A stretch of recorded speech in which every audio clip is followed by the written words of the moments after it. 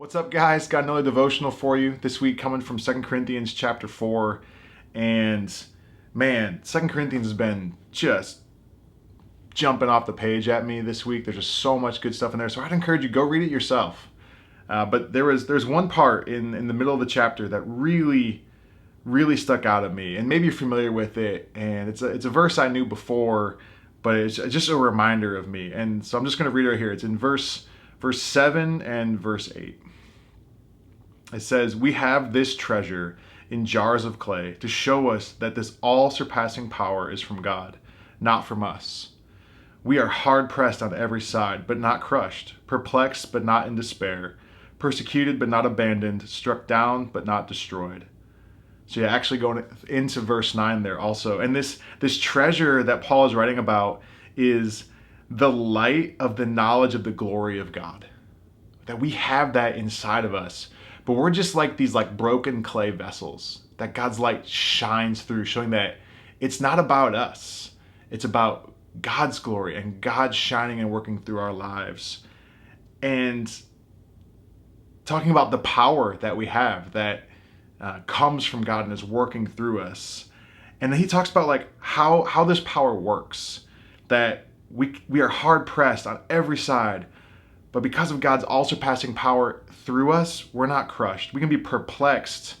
It can be overwhelmed by all this different information that can be confusing, but we're not driven to despair by God's strength and his power. We could be persecuted. People could speak poorly against us because we follow Jesus, but we won't be abandoned. And we could even be struck down, but we would not be destroyed. And this just made me think, because there's so much right now that could feel like hard pressing, crushing, but not crushing, perplexing, that I could want to go to despair. I could feel like I've been abandoned, or even that I'm going to be destroyed. But here we remember that is not the case, that because of God's power, we have this in us. And then later on, it says this: "Therefore, we do not lose heart. Though outwardly we are wasting away, yet inwardly we are being renewed day by day. For our light and momentary troubles are achieving for us an eternal glory that far outweighs them all. So we fix our eyes not what is seen, but what is unseen. For what is seen is temporary, but what is unseen is eternal."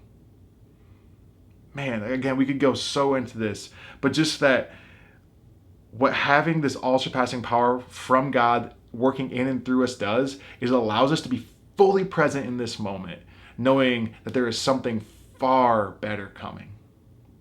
So that's where we fix our hope. And so we don't lose heart. We can be strong and courageous right here and now because of who God is, because of what he has done and is doing through us in Christ Jesus. So I hope that encourages you guys. Again, encourage you, go read this for yourself. Sit on it. Think about it. Pray about it. And ask God what he might also want to show you from this passage.